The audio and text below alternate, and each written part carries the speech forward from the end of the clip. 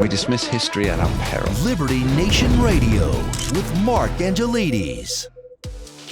She's back. The media love her. The public rejected her. Stacey Abrams, the Georgia would-be Politico, is running for governor of the Peach State once again.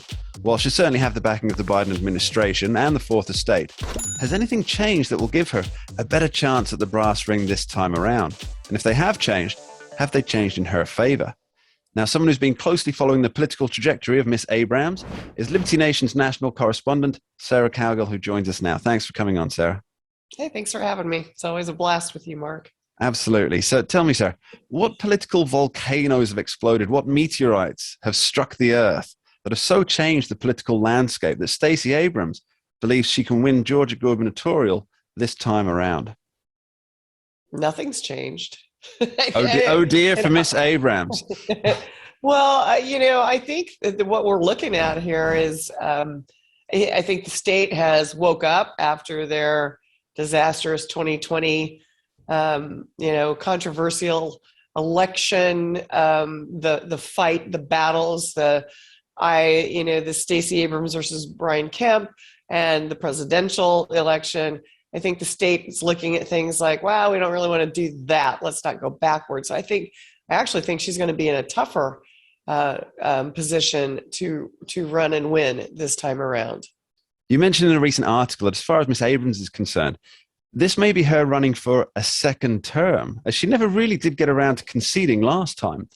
While that can be a useful tactic in the early days, especially if recounts are likely, for example, she was making these claims well into this year, wasn't she? She hasn't ever conceded. And yes, she was still talking about it throughout the beginning of this year. She has kind of dropped that angle a little bit. But I think, she's said it enough, and people, that follow her and that enjoy her as a candidate, as a political figure, they parrot that. And so as long as they're saying it, other people are going to pick up on it, like a little social media hashtag that's going to catch fire somewhere. I think she believes in her heart of hearts that she's running for re-election. She never really lost. She never conceded to the man. And that's where she's going with this. She may not be saying it, but everybody around her is saying it. They had to cancel the order for the 4 more years banner, I believe.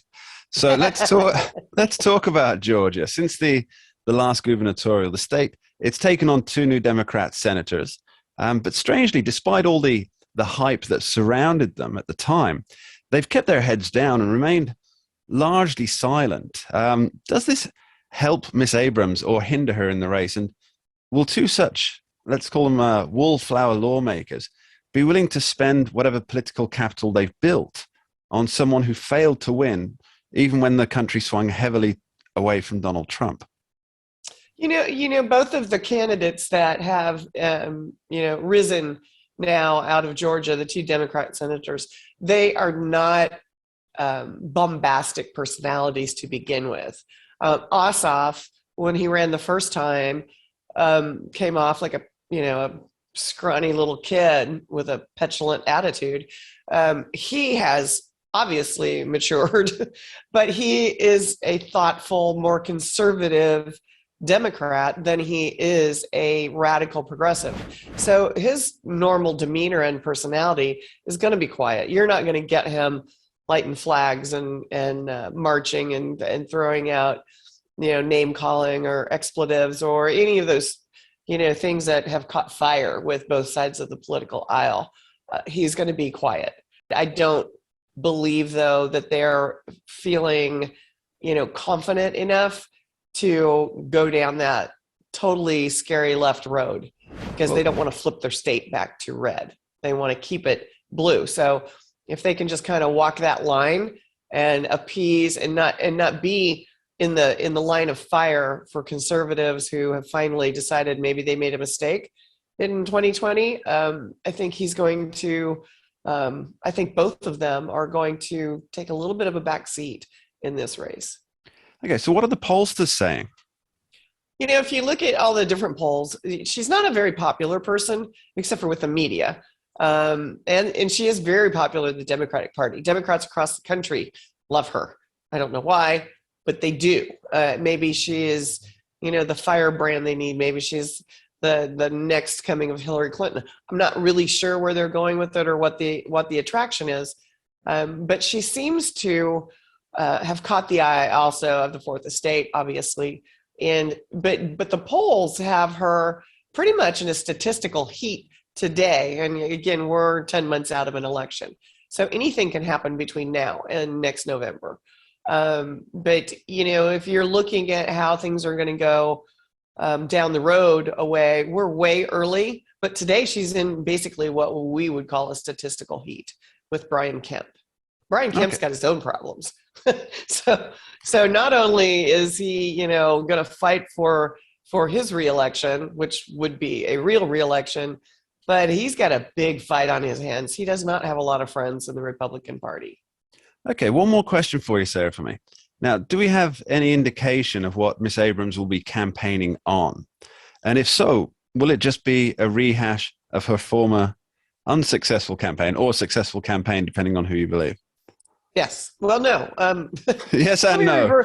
Yes. Well, no. I don't know. Let me reverse that whole out the pie hole knee-jerk reaction. Yes, she is going to talk about redistricting and gerrymandering. Yes, she's going to talk about racial disparity. Those things are front and center in voting rights. Those are is her three-pronged stool that she rides on, or sits on, or stands on, or whatever she does with her three prongs. But the thing that's not in this election is Donald Trump. So they've got to drop that. They've got to drop that bully, meanie, whatever, because Brian Kemp is not even in Trump's radar anymore. So there is no tying Donald Trump to this election.